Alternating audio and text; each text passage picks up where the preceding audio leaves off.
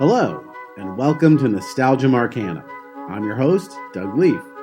Each episode of this podcast, we'll look back on the movies, TV, games, people, and phenomena that we still love talking about all these years later, and ask ourselves why these bits of pop culture still enchant us today.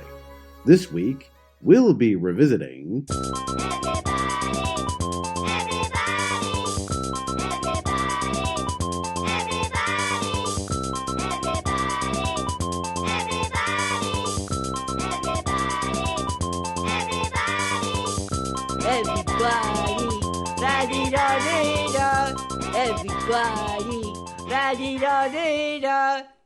I think it's time for me to check my emails, and let's see if this was from a female. Dear Strongbad, if you want to feel really freaking old, this is the 20th anniversary of HomestarRunner.com. Oh, 20th anniversary? Gee, I'm really falling apart here. If you were to do a podcast for your 20th anniversary, what would it sound like? Sincerely, Doug from California. Well, this is the beginning of me doing a whole bunch of annoying as F voices to commemorate Homestar Runner, a Matryoshka doll of inside jokes masquerading as an internet cartoon. And we're going to get into all the ins and outs of this very weird little slice of the early 2000s. But to do it with me, I'm not doing it alone. He is the cheat to my strong bad. Please welcome back to the podcast, Rich Baker. Oh, thanks for having me, Doug Leaf. Oh, this is real nice. We're going to be very annoying with voices today. Rich, obviously both of us love doing voices. We're going to be pigs and shit for this episode. But we both were talking recently about our love for Homestar Runner. So why don't you start off by talking about why you wanted to do this? So I only lived on campus for 4 semesters, but and only one of them was in like a dorm, right? But in that one semester in the dorm, I have so many memories, and I think the background to every single memory in that dorm was HomestarRunner.com. I remember like first week in the dorm, some guy was like, "You got to check this out," and we're like, "Check what out?" And he's like, "Just watch." And we're watching a video on a computer, which was not a thing. You know, it was pretty rare that you would see like video on the internet in like 2002. You know, you could find it, but it took forever to upload and all this stuff. And this was a whole website just filled with these little cartoons, and we would watch them in different people's dorms. We would do the voices to each other, quote them to each other. It was just like, I remember college and Homestar are like intertwined for me. Yeah, I'm just slightly older than you are, so I believe I had just graduated college when this came along in 2003. And I remember one of my friends in our improv group just saying, "You've got to watch this. Go watch one of these." Yeah. And what was great about it is that, you know, the longest Homestar Runner cartoon is maybe 6 minutes long, but most of them are in the format of this character, which we'll get into all the characters, but Strong Bad answering emails from the audience. Yeah. And most of those are like between 2 and 3 minutes. Yeah. So it was incredibly bite size, and that made it, you know, very addictive to watch a bunch of them in a row, or you could just pick up and watch one and then come back to it later. There was no real continuity to speak of. So it was just like here, have a little microdose of comedy, and get on with your day. And it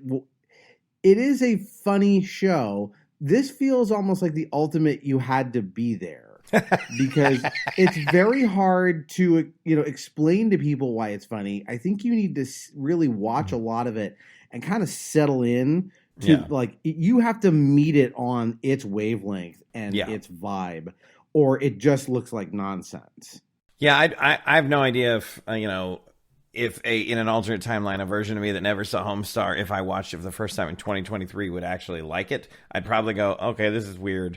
But because it hit me when it hit me, and, you know, for people who aren't old, this came out before YouTube. So it wasn't like you just had a whole, like a channel on the internet where you could just go watch videos. I mean, like, if you found Homestar Runner, you found, you know, hours worth of footage of these cartoons that you just didn't have, you know, unless you're watching television for a certain time for a certain show, you didn't have access to it.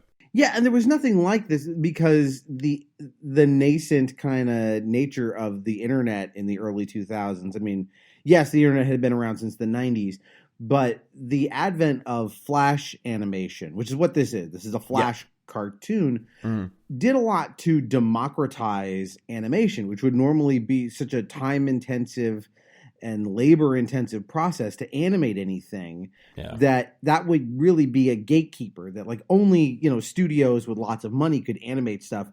And, maybe someone like, like Trey Parker and Matt Stone could make a South Park short with construction paper in their basement, right? It's stop motion, basically. Took them a year. Right. It took them a year to do it. And flash animation essentially allows you to sort of do what South Park does. You sort of create these cutouts, these individualized shapes, and you can move them around and command them. And I was never someone who got good at doing this. Yeah. But you could see that like this was developed by a team of 2 people. Yes. And that's all it took to create hours and hours of this footage. Yeah, the brothers Chaps. Yeah. Right. Matt and Mike Chapman are the brains behind this. And I know one of them is more the creative and the other's more the technical. I can't remember which is which. Yeah. But that aspect of it, right? That like it felt like a little subversive in that nature, even though it's a very clean cartoon. There's like no bad words in it. You could show it to anybody and they could get it. But because it was like, again, this feeling of like no one's minding the store. Yeah. There was this fun feeling of like, oh, they're getting away with something, even though they're not really doing anything that's, in shocking to the senses.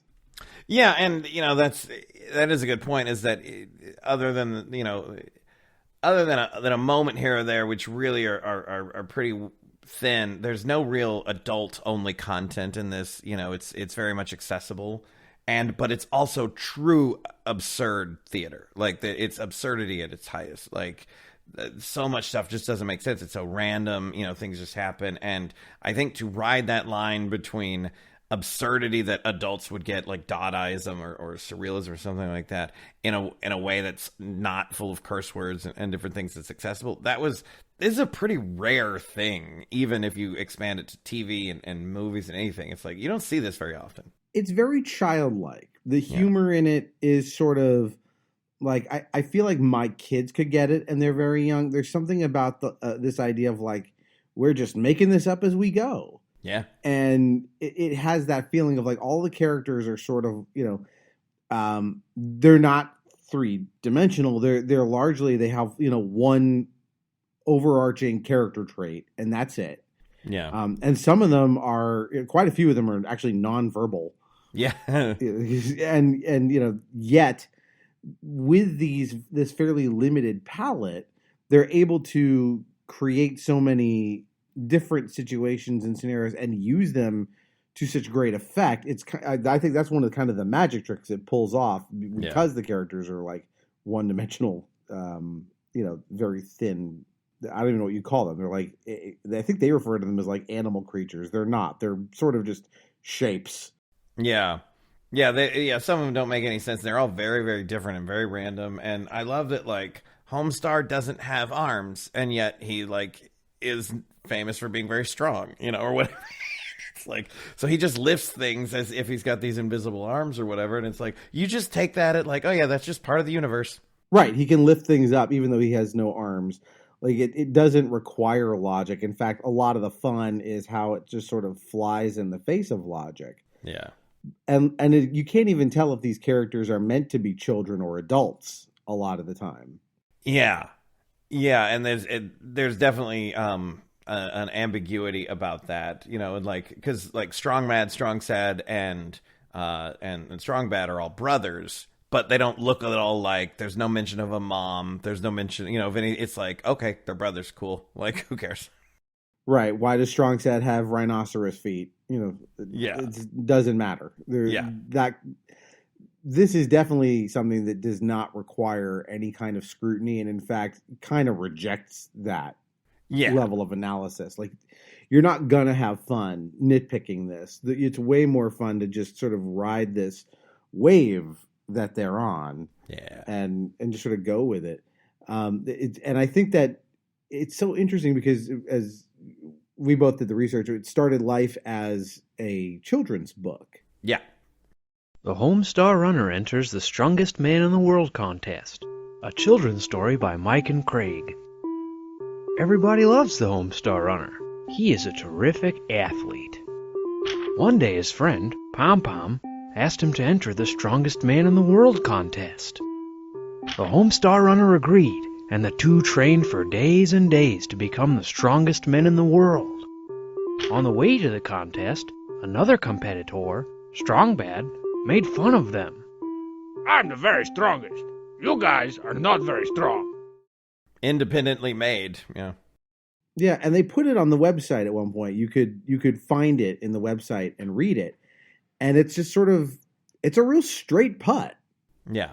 In a way. Like, it doesn't have the hallmarks that the cartoon would eventually come to embrace. Like, it's pretty much just like a straightforward children's book.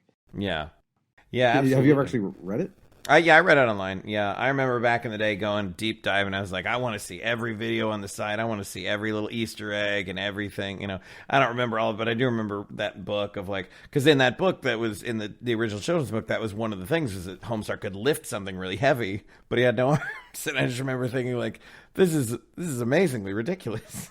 Yeah, and I don't know what went into some of those like design decisions of like, why does he look like that? You know, Yeah. why doesn't he have arms? Is that like a Rayman thing? If you play video games, like there's a character named Rayman. He's got feet and hands, but no arms and legs to connect them. They just float in space next to him, and they act just as if they were attached.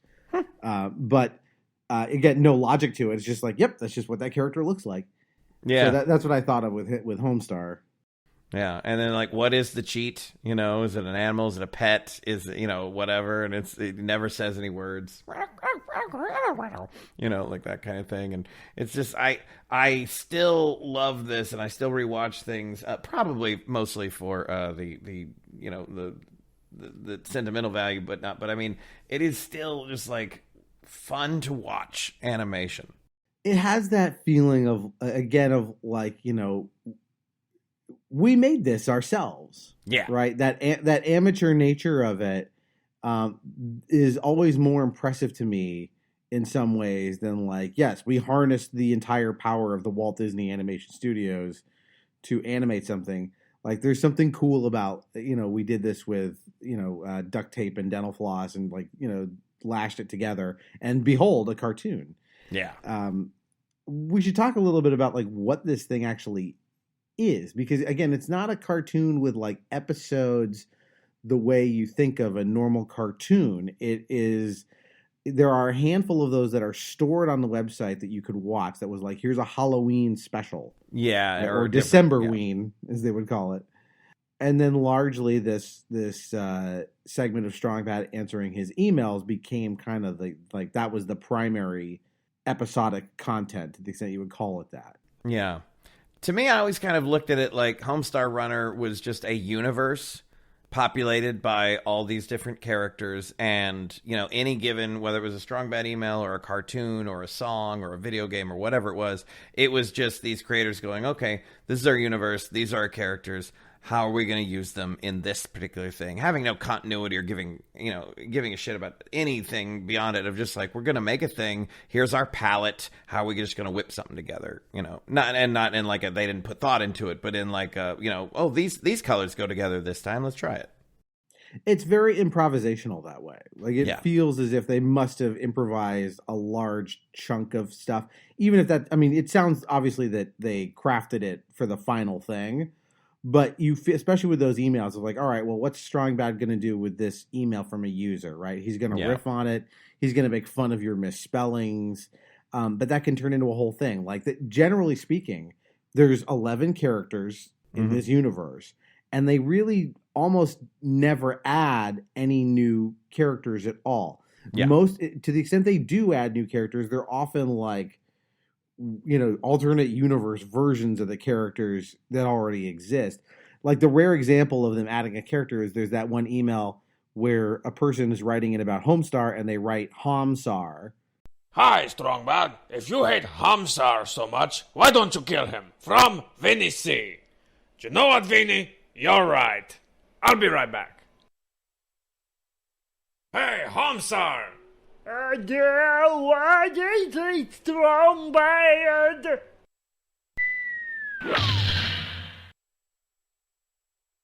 Oh man, Vinny, that feels so much better. Thanks a lot. Okay, so until next time, keep sending me your questions, and I will keep making fun of your punctuation and spelling. I mean, answer them. Well, yeah, and that's super early on, too, right? So Homsar becomes a character real early on in the series.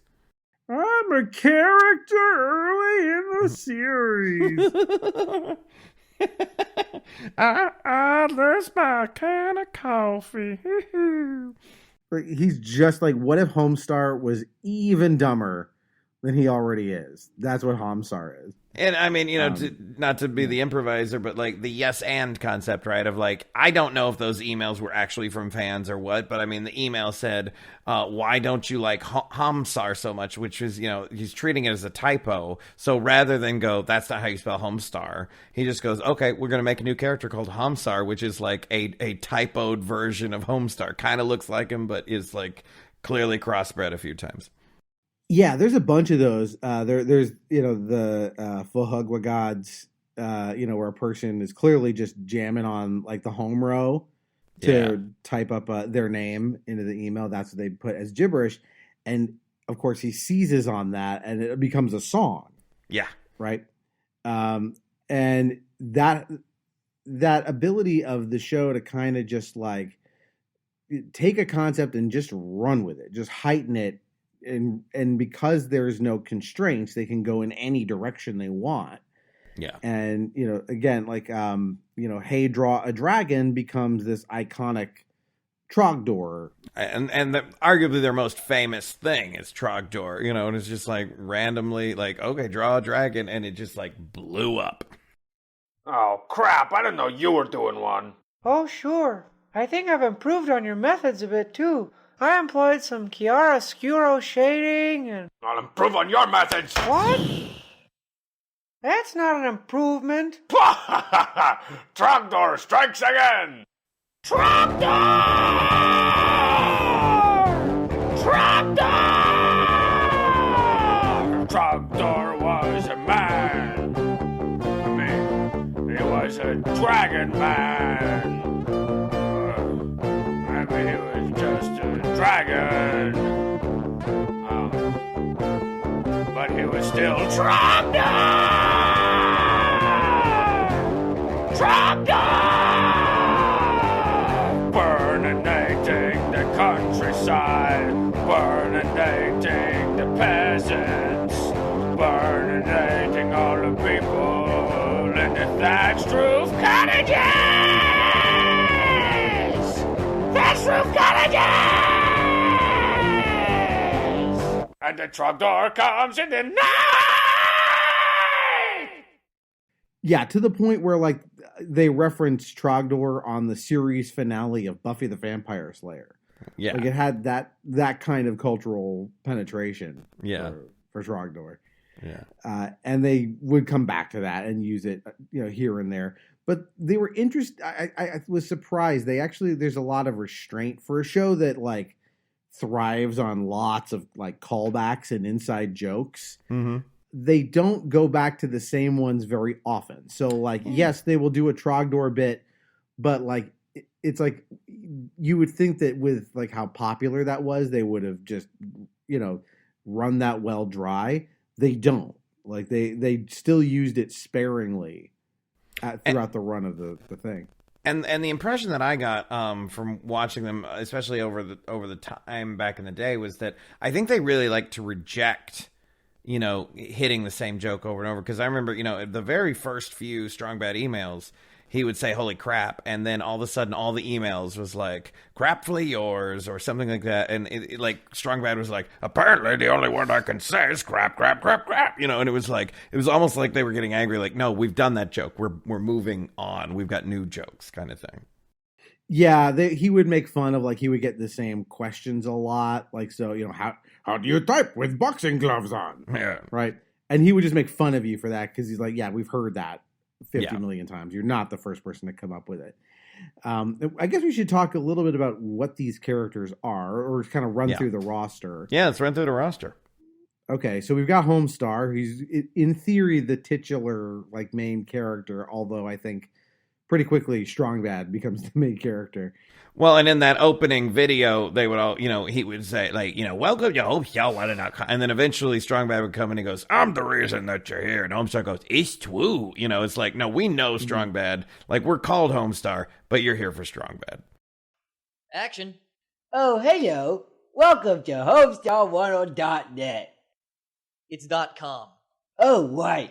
HomestarRunner.net. It's .com. Cut. Okay, this time I'm totally gonna get it. Seriously, you guys. Go ahead. We're rolling. Oh, I am Homestar, and this is the website. Take 25. No. What? Take 126. Oh, hello. I'm Homestar Runner. Isn't that great? Oh, I can't take it anymore. Hello, and welcome to I'm a Big Moron Who Can't Remember His Lines.com. No, seriously, I'm Strongbad, and you don't know it yet, but I'm the reason you're here. It's true. Check me out. No, seriously, check me out. Yeah, and Homestar, it doesn't. Again, these characters are very thin. His deal is that he's stupid. Yeah, and super nice. Yeah, and hilariously stupid. Like it's hard to do stupid and have it be kind of funny and endearing. Like there's very few characters who I think pull that off well. Yeah. Your Homer Simpsons, Stimpy. Sure. It's hard to do because it can be very alienating to the audience to just go like, all right, come on, no one's that stupid. But because it was like stupid with like, 25% random. Mm-hmm. So the things he would say would be dumb or non sequiturs or not make sense, but they would be going in these like odd directions where, so he would repeat. So there's a Halloween episode or Decemberween episode where he starts talking, like no matter who he's talking to, he starts asking about a witch's brew. Yeah. Right. This witch's brew concept. And he just keeps sort of saying it. Even when like it makes no sense in the context anymore. Yeah. And that's what I mean, where it's like, it's dumb that he like wrapped around the axle of this witch's brew concept. But the way it manifests is so like unexpected that it makes it work. Yeah, and there's also, I think, an element of excitement and like good nature to Homestar to where it's like, hey, he's saying something stupid, but he's very excited about it. Like in that one email where Strongbad is like a vat of lava and he goes, stick your head in here. He goes, you got it. Just like, he's like, yeah, let's do it. Okay, Homestar, you're excited about it. Yeah, and because these characters can endure impossible physical pain. Yeah. They can do anything. They can, get their heads cut off basically, and they'll be back next week. They're old school cartoons. Yeah. Yeah. So that's Homestar. Strongbad, the again nominal antagonist. Yeah, he's really like, what I love about him. There's a lot of like kind of impotent rage to him. Yeah, there's a lot of that like he wants to be a villain in some respect, but he's not doing anything super dastardly. It's always like minor mischief at best. Yeah, and name calling maybe. Yeah. But I mean, he is snarky, and he does get, I think, more of any character, like continuity, because he's got the compy, the old school compact, then he's got the 386, and the 46, and the lappy, and so he kind of goes through these stages where things actually change for him. Yeah, but again, very limited. Like to the extent there's any continuity in the thing, it's only that like inside jokes will persist. Yes. So like once like Strongbad talks about Senor Card Gauge, like you might see Senor Card Gauge again down the line. Yeah. But they don't have like rich inner lives, these characters. No. So that's not happening. Nope. Yeah, no one's falling in love in this series. No. But as long as you mention that, we do have Homestar Runner's girlfriend, Marzipan. Yep, the only female. and the only voice not done by the Chaps. By the Chapman, yeah. Mm-hmm. And she is like the one force trying to ground this universe in anything approaching reality. Yeah. Hi, I'm Marzipan, and this is my guitar, Carol. Say hi, Carol.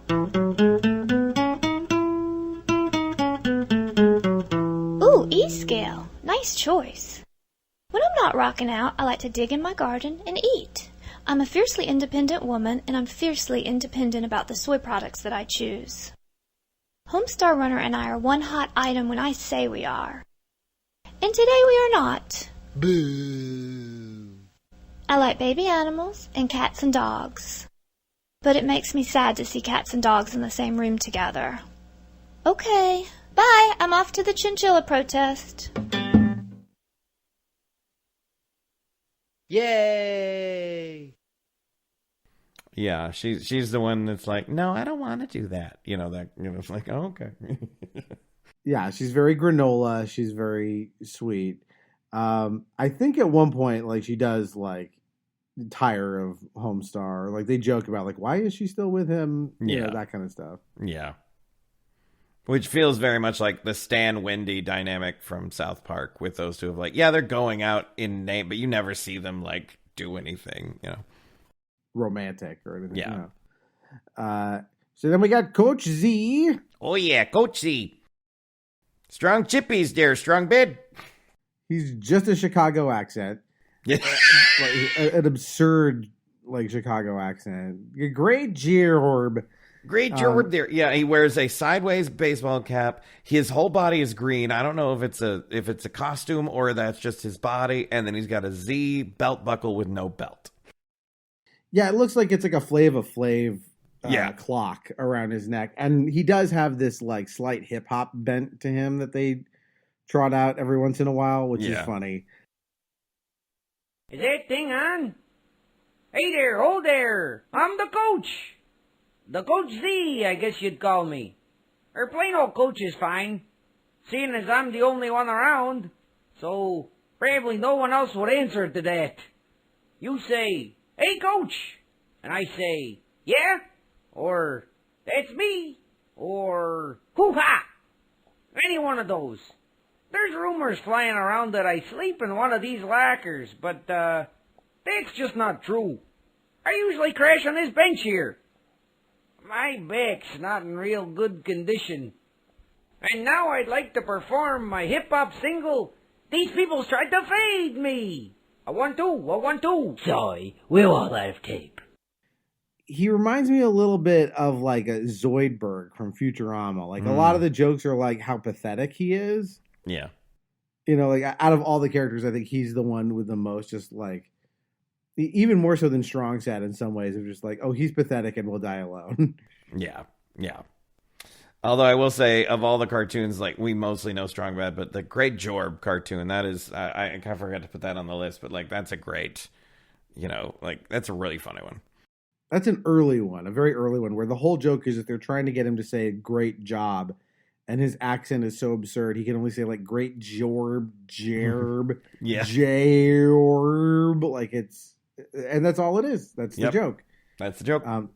Again, they will take one simple premise and then just kind of keep turning the wheel and extrapolating it until they've milked it for every possible angle, especially the these weird angles on these jokes that you would not expect. And then they're out again in 2.5 minutes. They're done. They've used it up. So that's Coach Z. We've got Strong. Oh, go ahead. I was going to say Strong Bubs, Mad. but yeah, Strong Mad. Let's go Strong Mad, who he kind of talks. he has no neck, but he kind of talks a little. He's just a square in, a purple wrestling jersey. Yeah. And he's the muscle. And again, another character whose bit is that he's dumb. Yeah. But, He basically talks like this. That's it. Like, you can't understand almost any word that he actually says. I'm Strong Mad. I don't like this movie. I like the cheese. Breaking stuff! Okay. That's good then, Strong Mad. We'll go with that one. Yeah, he's an anger elemental. Yeah. They don't do much with him because of that. Like, he's just sort of, if it's funny to like watch him break something, that's about all you get out of Strong Mad. Bubs, since you wanted to talk about Bubs, he runs their local little store. Concessions. Bubs Concessions. Yeah. And it kind of has this, like, funkadelic voice. Yeah. Shut up, kid. Yeah, he's the snarky one. He's the opposite of Coach Z. I mean, seriously, people, it's the 90s. Am I right? Am I left? Say, Bubs, your comedy club here bears a striking resemblance to the side of your concession stand. Oh, that's rich. You know something else that bears a striking resemblance to something else? I don't know. Women can't drive. Oh, let's get out of here, my bad pennies. This guy cracks me up. And airline food? I mean, having a what? Yeah, he's cool. Like, or at least he's coded as cool. Yeah. And he's generally kind of aloof or kind of above all of the shenanigans that are going on. He tends to just sort of like take that in stride or not really care. Yeah. I wonder, there's a character. So, I can't remember if it's Matt or Mike, whichever one's the creative. After this, went on to write for Gravity Falls, which is, I've mentioned it on this show before. It's a wonderful cartoon. Yeah. It's on Disney Plus. Go watch it. But there's a character on that show named Sheriff Blubs, Blubs. Ah. And he kind of talks like, it's not Chapman doing the voice, it's Kevin Michael Richardson. But again, it's this very funkadelic voice. Yeah, it's nice. that voice. And so I wonder if there is like a sense of like, yeah, I want to put Bubs in this show. And he created this Sheriff Blubs character. I could be making this up out of whole cloth. Probably, but I just though, right? seems Yeah. there seems to be a connection between them. Absolutely, yeah.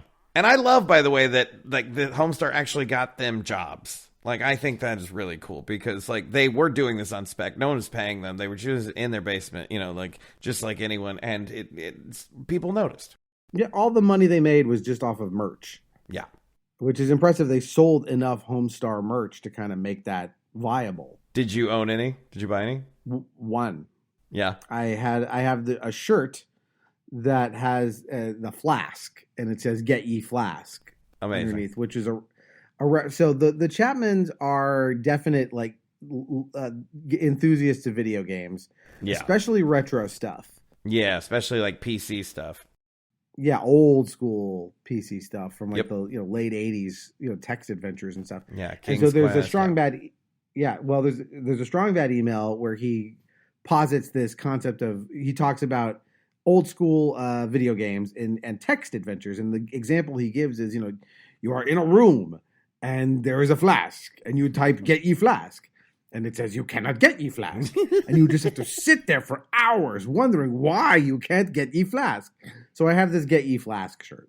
Love it. But again, the way they took those things and developed them and built on them, they started making video games on the site under this banner of Vidalectrics, and they made a graphical Peasant's Quest adventure. A real long time ago, in the peasant kingdom of peasantry, some people lived in fear. You are rather dashing. A peasant wearing short pants who returns from vacation to find his thatch-roofed cottage burninated. You swear revenge and embark on an incredible journey to vanquish the Burninator once and for all. Peasant's Quest! From the company that made that game Trogdor, and that game Rabbit Algebra, comes a graphical text adventure of rather large proportions. Vidalectric's programmers have actually been hard at work bringing this epic adventure to life. Make your way through the lush 16-color landscapes of peasantry using our state-of-the-art text commands and interface. Featuring 2-bit mono PC internal speaker sound.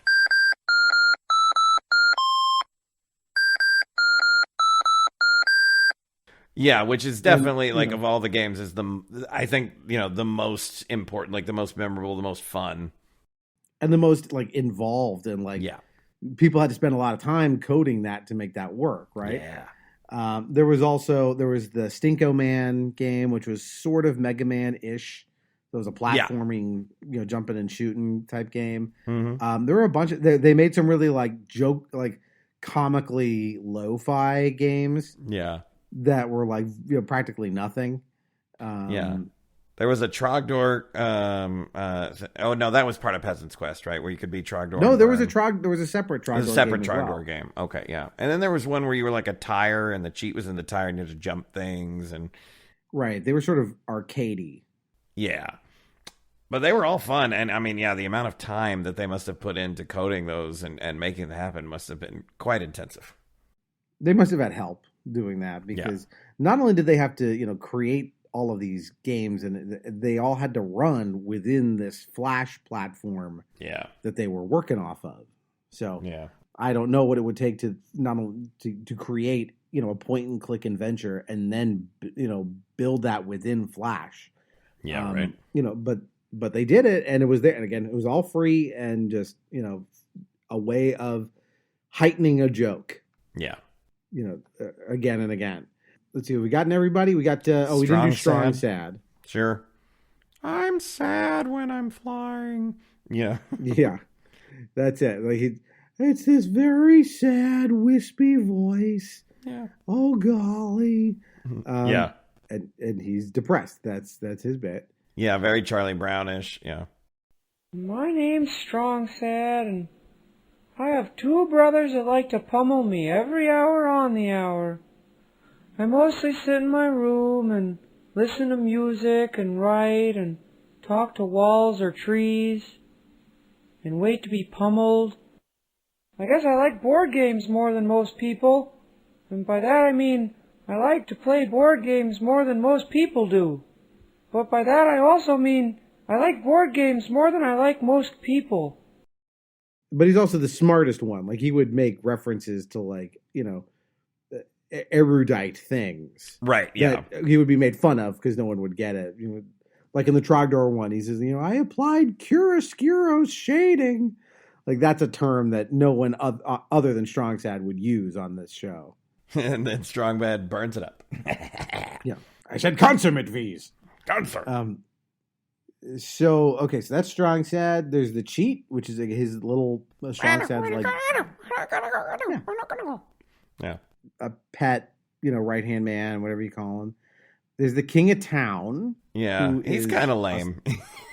He doesn't do much. They don't do much with the King of Town. He just sort of sounds like this and blubbers around and eats a bunch of butter. Yeah, he's always eating things and worried that people are catch him for eating something.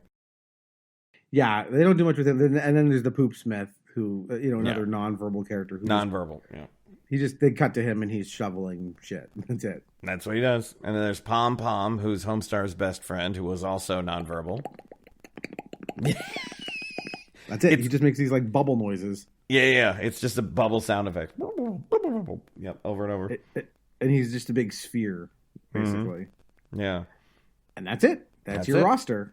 And everything they do is with combinations of these. And then there are these alternate universe versions of them, which we should spend some time on, which was, I always loved this stuff. Yeah, they were like a 1930s version of cartoon or, stylistically. Yeah, there's the Great Depression versions of these characters that are all black and white and, as the setting suggests, more pathetic and sad. Yeah. But they have fun with the trope. So Strong Bad has this big, handlebar mustache, and he's the, the mustache twirly villain. You've got, I think Pom Pom becomes Fat Dudley. And instead of bubble noises, it's just whoa, whoa, whoa, whoa, whoa. Yeah. So they find ways to 1930-ify everybody. You read that a ghost is what? I read that a ghost is here in town and there's a 27-cent reward for its capture. You said it, Fat Duds. We sure could buy a lot of corn pone with 27 big ones. hear in the news, Papa, that the encapturement of the new apparition garners top reward of 26 and 1 pennies. We could buy the monocle off Rockefeller's very eyeball with that kind of cash. Yeah, and then, they've also, obviously just mainly Strongman, but, they have, like, the 20XD6 version, like the anime version of him, and they have the Fhqwhgads Man, which is kind of like an older Strongman, the Fhqwhgads Man's Bubs, right? That's the 70s, like, here comes the Fhqwhgads Man. He just, like, walks across the screen. Man. Oh, is it Bubs? Yeah. It's Bubs, yeah, and it's not explained what it is. It's just, they're all excited that the Fhqwhgads Man is coming. Yeah. I can't remember, but there is like an old version of Strongman that's like got the mask, and he's like got a beer belly. He's taller. That's Senior Card Gauge. Senior Card Gauge. Yeah. There you go. Yeah.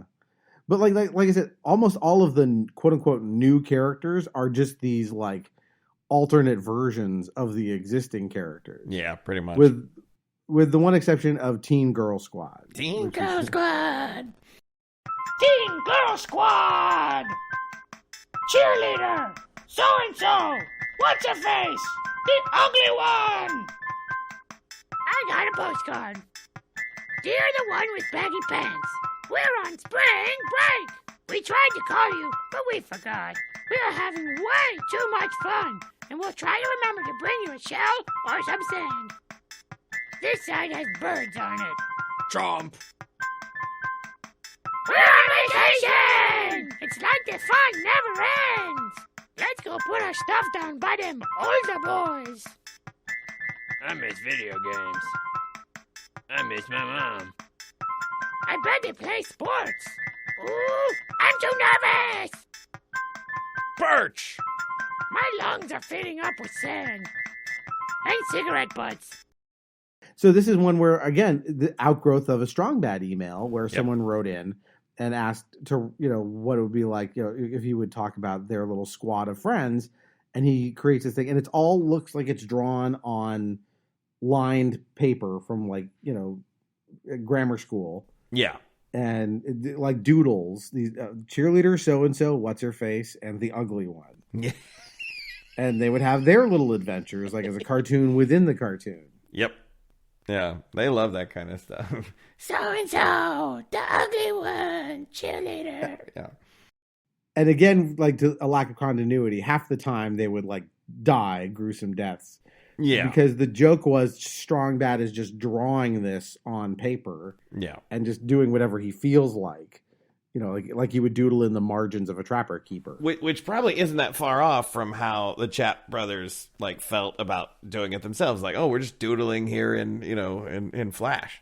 Yeah. So if so-and-so gets killed by arrows, or possums, just eat her, then whatever. It doesn't matter. She'll die. She'll be back again. They're doodles. Nothing can happen to them. Yeah. So we have that. Then there's also the Cheat Commandos. I forgot about the Cheat Commandos. Yeah, that was a game too, I think. It might have been. Yeah, it was like a G.I. Joe riff. Yeah. Where the Cheat Commandos, I loved their names. Like, what were they? Oh God, there's so many of them. But there was like, my favorite one is like the leader is like Gun Haver. Because he has a gun, so he's the one. So he's Gun Haver. There's Rip Burger. Nice. They all like very G.I. Joe names, and then there's one that's just Reynold, which is the guy with a tie. Course. Yeah. I don't really. I vaguely remember the Cheat Commandos, but I don't. That one was obviously one that did not stick with me. Cheat Commandos! Rock on! Cheat Commandos, only from Cheap as Free Toys. Collect them all! Fight Guard, Krakotage, Silent Rip, Firebird, Gunhaver, Flash Fight, Rip Burger, Foxface, Reinforcements, and Reynold. And don't forget new Cheat Commandos vehicles and playsets. There's the Troop Carrier, the Troop Transport, and the Action Figure Storage Truck. Then take the action even further with Reynolds Apartment Extreme playset. Oh, I really need to go grocery shopping. I wish my girlfriend didn't leave me.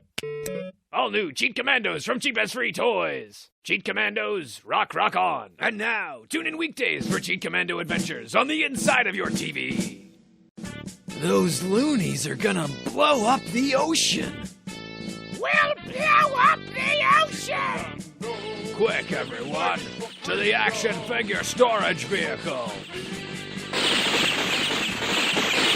Cheat Commandos is an elite fighting force sworn to protect the world from the evil forces of Blue Laser.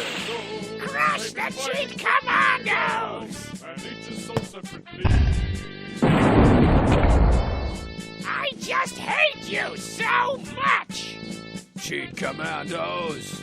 Rock on! They're probably battling evil by all our playsets and toys. Weekdays at 4:30.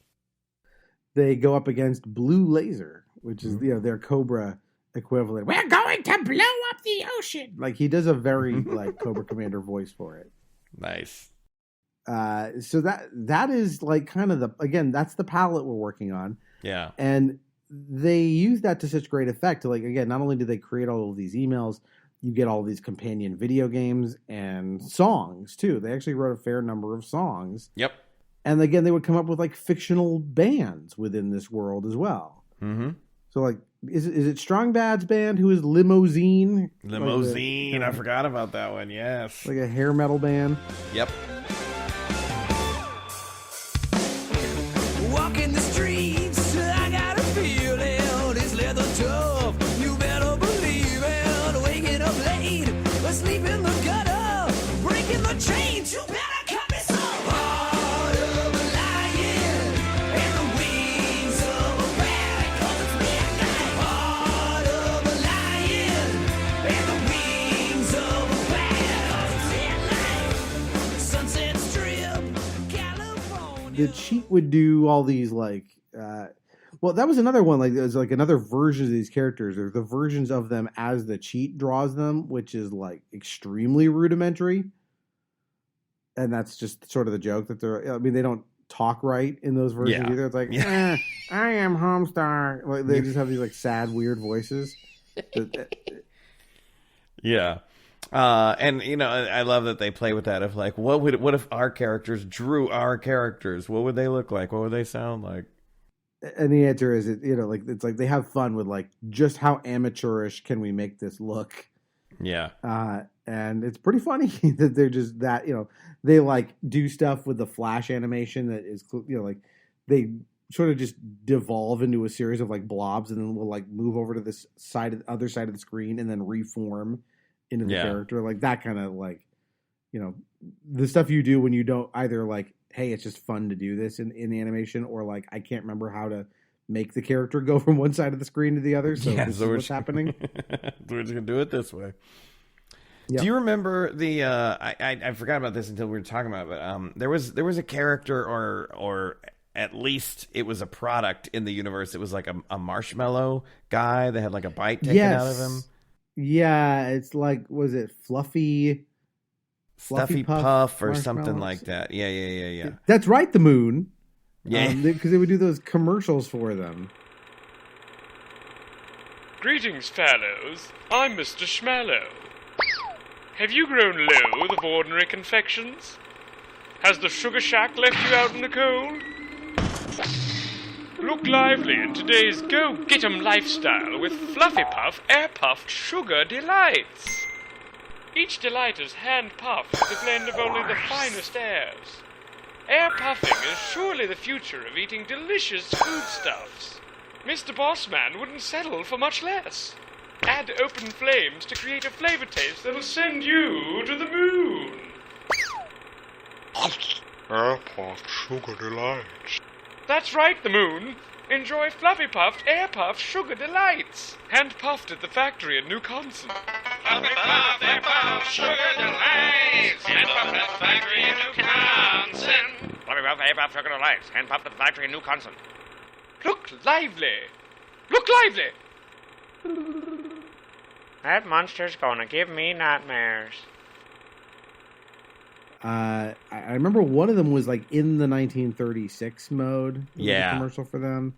Yeah. Schmallows or something. Something like that. Yeah, that was they did a couple of those. They had that product that would show up here and there. All kinds of like just weird, again, so many running gags. Yeah. Or it's almost, you can't even call them running gags. They're just like these things that show up over and over again, but still judiciously, right? Like they don't overuse any of this stuff. Yeah, no, they're really good about not beating a joke too hard. And especially, as popular as Trogdor came, like they could have just like done a whole Trogdor universe and probably, gotten rewarded for it because of its popularity. But at the same time, they were like, nah, we're going to do a video game and we're not really going to mention Trogdor too many more times after that. Right. Again, it shows up very, very rarely because I think there's something like 200 or so strong bad emails, maybe a few more than that. Mm-hmm. Which is not as many as you think when you remember they're all, maybe 2 minutes long. Yeah. The other thing that the Flash animation allowed for, which is a big part of it, was this feeling of like secrets and Easter eggs, where yes.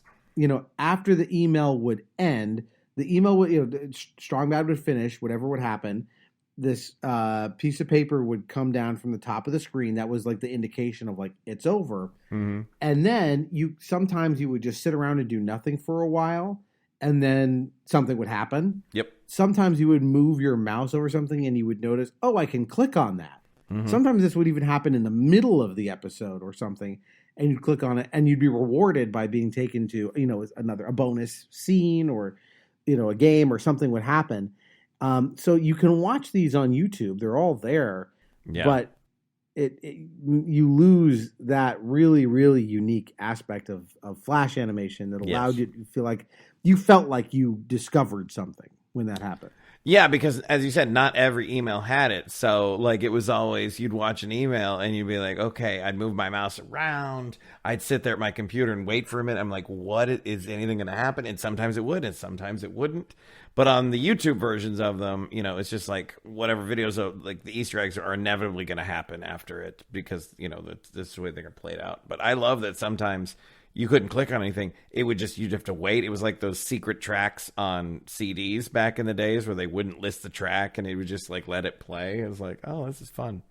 They would also use this to great effect in terms of just the design of the website itself. Yep. So when you were on the homepage, there'd be, usually Homestar on the right. Sometimes it'd be a different character, but usually Homestar.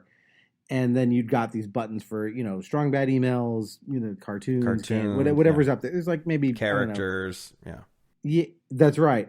And so when you'd move your mouse over tunes, you'd hear Homestar go, tunes, games, characters. Yep. But they then started implementing different, like filters basically on this, where it's like, oh, so instead of it being Homestar, it's the 1936 Homestar. Yep. And everything is, there's little animations to go along with it. And now we're doing it in this style or with this. Oh, it's Homestar instead of Homestar. And everything's weird and stupid, right? As you move over the different buttons. And again, it just made the experience kind of come alive. Yep. There were a bunch of them, and I'm sure there was plenty that I loved, but for some reason, the one I always remembered is one I sent you was Frat Party, because, he's like described this whole frat party in the email, and then the Easter egg was him singing a song. He's like, and then you can get the guy with the acoustic guitar and kind of long hair to play, and so then you hear this song of Strong Bad go, circles, I'm spinning you around in circle, and it was just this silly song, and I remember it was one of the most satisfying Easter eggs. They are masters of tropes and genres. So when they would do something like that, and they would say like, okay, we're going to play this is the song that the asshat at the frat party does when he pulls out his acoustic guitar to lure unsuspecting women to his lair. Yeah. Because that's what it's for. Yeah. If you were that guy in college, fuck you. But I played piano and it was useless. But the point was, you couldn't envision a better song than something like "The Circles and the Ages" because it's nonsense. Right? It is just, the lyrics are like garbage. Nonsense. But it sounds poetic, and it's like this perfect, they would perfectly distill a concept like that down to something that was like in 20 seconds, you got it. Yeah. Right. You got exactly what that is. And they would do this over and over and over again so well. again, like, so the Stinko Man stuff, this 20XD6, Yeah. which was their riff on, making fun of anime. Yes. In particular, very like Dragon Ball Z. Yeah, you gotta have the blue hair. You got that blue hair. And my mouth is real tiny when it's closed, real big when it's open. Ridiculously huge when it's open. Yeah. But from there, they would then go on to show you a little bit of this Stinko Man cartoon with it had all of a sudden it had a theme song, and he would have all this stuff about, are you asking for a challenge? Yeah. And they would change and they would comment on the fact that the voices would be different. Yeah. And again, it was like, how do we distill anime down to its like most ridiculous core components? Yeah. And that's what they would deliver you that. Like, it was like this like laser focused form of parody. Then there's my mouth. Real tiny when it's closed, ridiculously huge when it's open. Then you basically just put me in space and make me fly around in cool poses.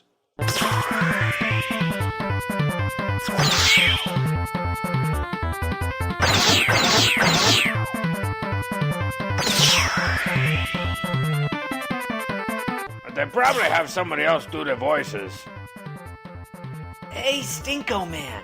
Everybody says you're the guy, but I want to be the guy too. No way. You're just a kid. Maybe when you're older. Pan is fat. He fell on you. He's a good bear.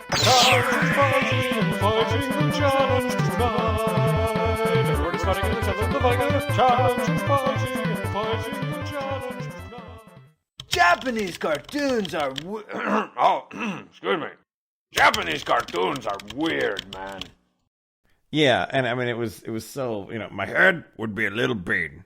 My boots way cooler, Then you just put me in cool poses with music behind it. And what you just described, first of all, you're quoting it verbatim, but that is what I'm talking about when I said like it's got this like kind of a childlike quality to it. Yeah. Because that's very much like, I'd have the most awesome boots and I fly through the air. Like, that's very like, there's something very, like a 10-year-old would be excited about this. Yeah, absolutely. And there's something about that feeling of like, you combine that with the like, we just made this ourselves animation, and then this, very childlike enthusiasm for the subject matter, or that plays out through the characters and their attempts to emulate basically grown-up stuff. Yeah. And it makes the whole thing kind of work. Like, this is that vibe that you have to sort of tune into to make the show funny to you. Yeah. So I have two questions for you, and I'll start with, yes. Do you have a favorite email? A favorite email. Well, definitely the anime one is an all-timer for me. Good. Because there's so much that goes on it, because it starts with, I'm going to go into anime, and he takes it all the way to, again, where it's like, they get the theme song, and it like the whole like aesthetic like goes into this like black and white, almost like checked drawing in freeze frame that you would get for the credits of a show like that. I think the theme song is just something like fighting and challenge and fighting. Hurrah. And they do it, and it finishes, and then you get back to Strong Bad typing his email, and then it happens again. Like that goes into the same aesthetic, and you hear like Strong Bad singing the song now. Yeah.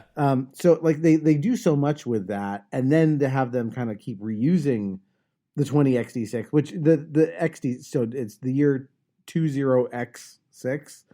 Which is, again, a nod to Mega Man, which those games take place in the year 20XX. Yeah.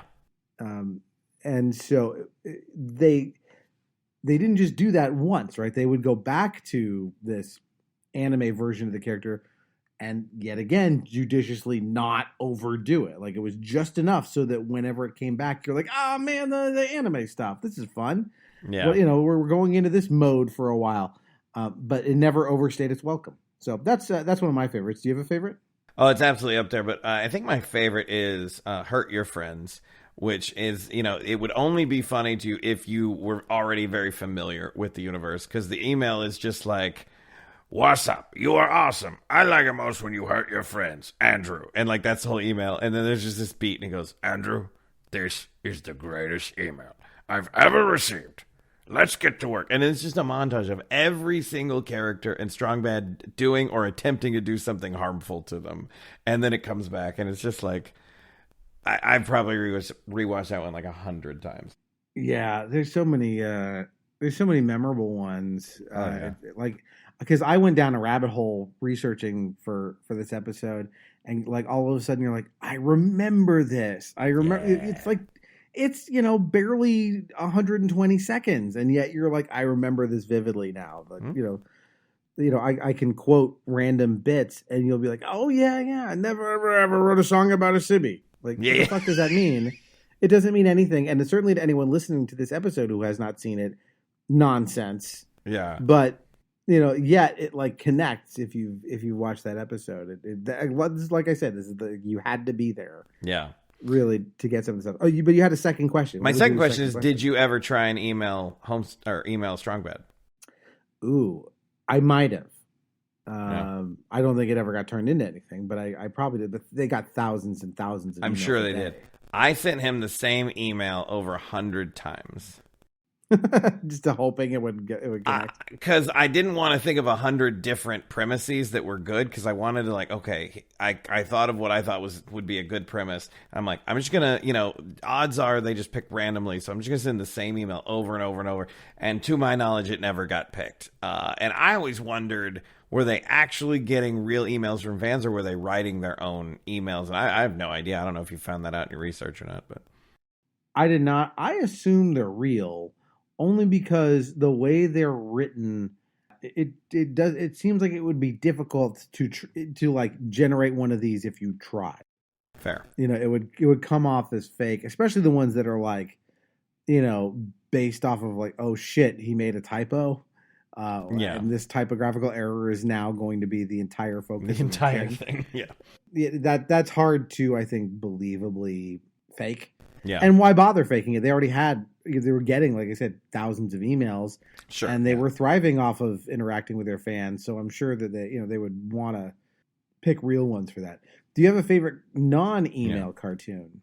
Oh, I think it's the Pumpkin Carnival is probably my favorite. Like just straight up. The cartoon. Witch is Blue. The Witch is Blue. Yeah. All right, Coach. What do you got for me? Check it out, yo. Cool. A W. What's that supposed to stand for? Witch's Brew? No. It stands for the Wu-Tang. Coach Z, are you a poser? Nah, man. I'm down. Down with second to last place. Ding. Oh, brother. What do you make of this guy to cheat? I know. Me too. What do you have to say for yourself, little man? I'm the ghost of Christmas past. Wow. You've set a new standard for last place. You don't get it, Ding. And also with you.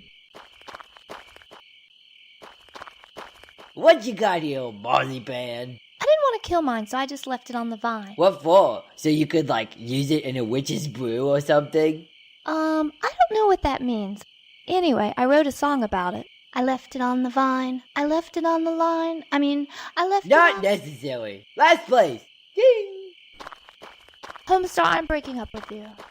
I loved all the Decemberween ones because the costumes were always like some of them I knew and some of them I had to learn what they were, and I'd go on the internet and who is this guy that they're talking about? And I learned a lot of pop culture from their knowledge of pop culture. Yeah, that was always fun. In fact, I think at the end of those, they would usually have just a screen that you could see all of the characters, and it would show you who they're supposed to be. Exactly. And it was a lot of them were like, oh, what a great idea for a costume. Yeah. They're so, some of them are very obvious. They're like vampires or whatever, but there's some where it's just I'm trying to remember what some of them are now. But Well, one of them, Homestar, dressed up as the lead singer from AC/DC, whose name I don't recall offhand. He's not the singer. He's Angus Young, the guitarist. Oh, Angus Young. I'm sorry, the guitarist. Yeah. Right, he's the one in the schoolboy outfit. Right, and at this point in my life, I didn't know who Angus Young was. So I remember looking at that and going, oh, that's who it is. One of them was dressed up as Captain Lou Albano, who I don't know if you remember from our childhood. I know him as Mario from the Super Mario Brothers Exactly, Super that's Show. where I know him from too, 100%. But like they had But he him was a dressed up wrestler. in his wrestling thing, yeah. Yeah, a lot of that stuff. It was like they were very visually distinctive, like iconic things. Like if you knew it, you know what it was. If you knew it, you knew it. And like I remember Coach Yeah. Z one time was Kid from Kid and Play.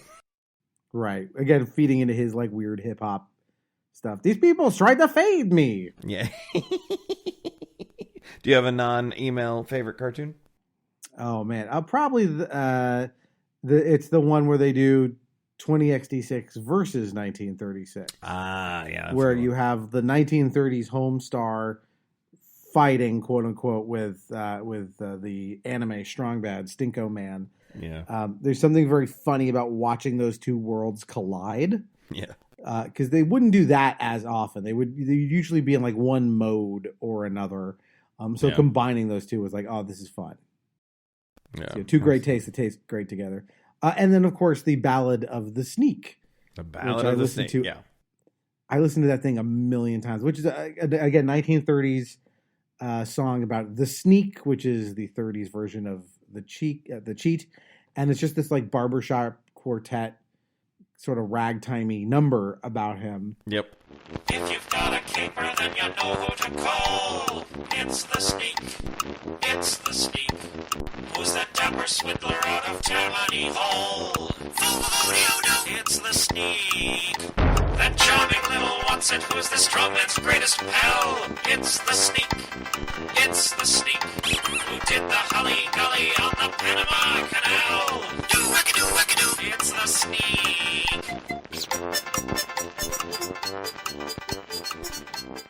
And they just name check like 30s things. Like he did the Hully Gully on the Panama Canal. Like it's very, it's like, here's just a list of 30s references. But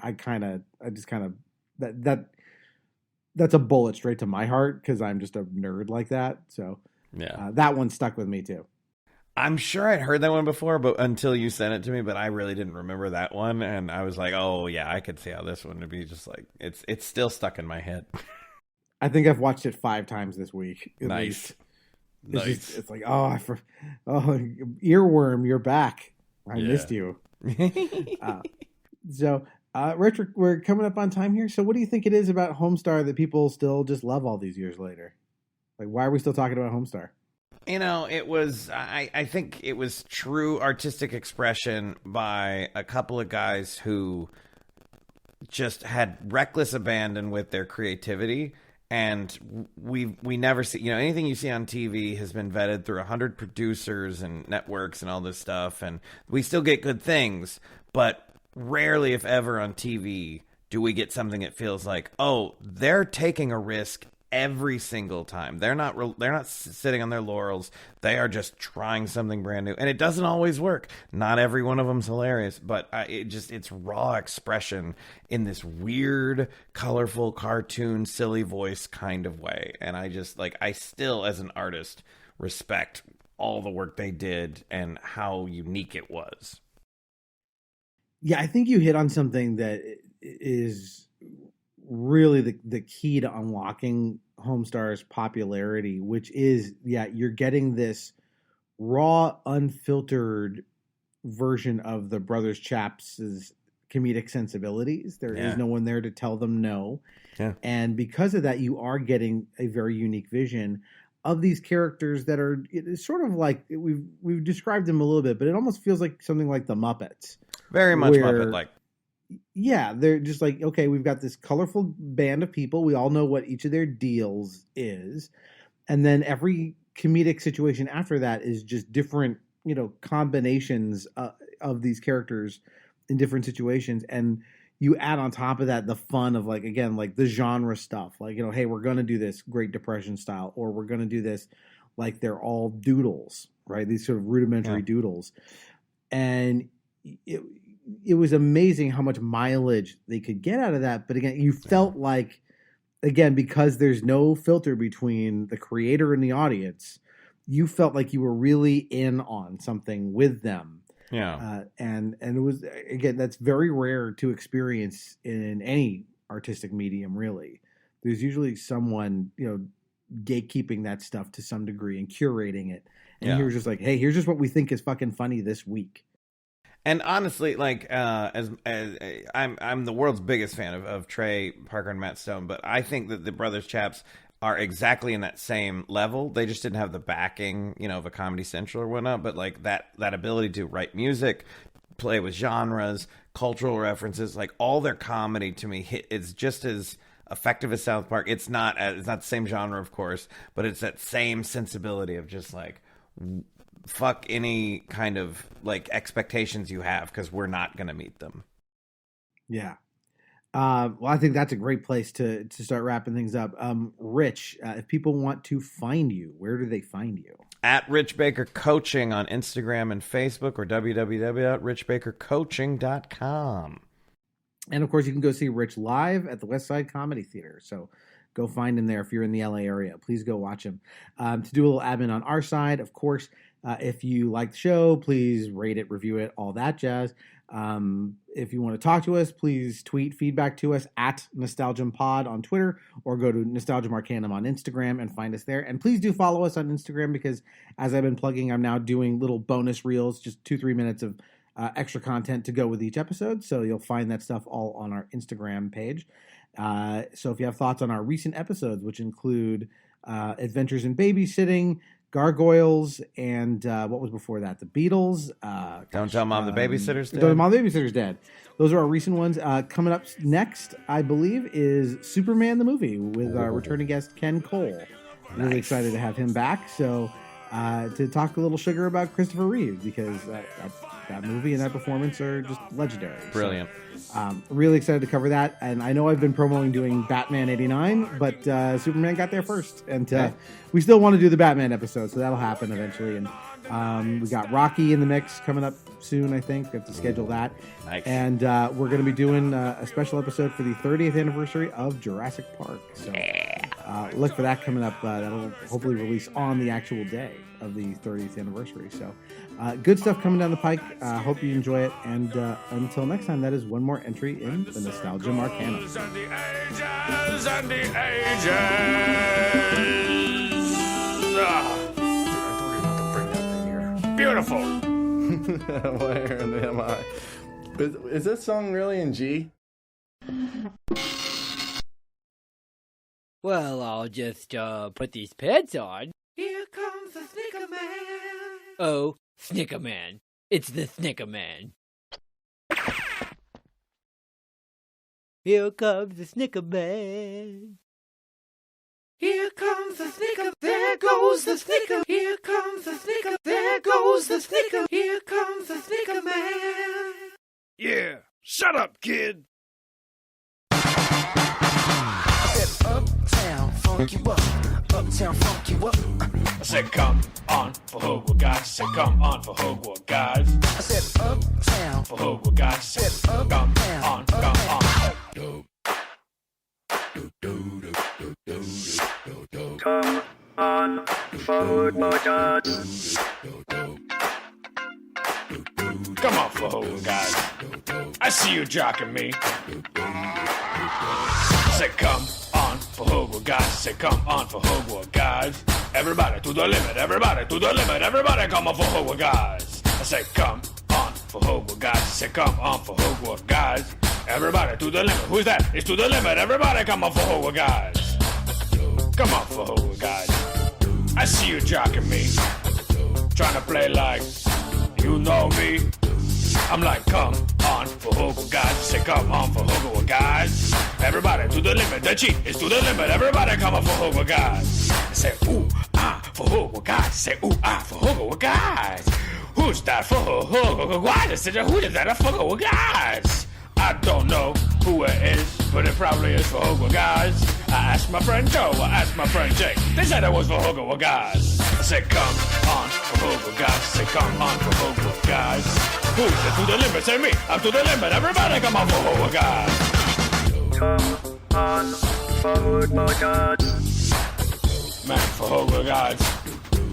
You're just making yourself look worse, you know? I mean, everybody's just gonna feel sorry for you. I mean, I do. Now that's what I'm talking about. That was amazing. I mean, I can't, take it about, I'm buying you a pizza.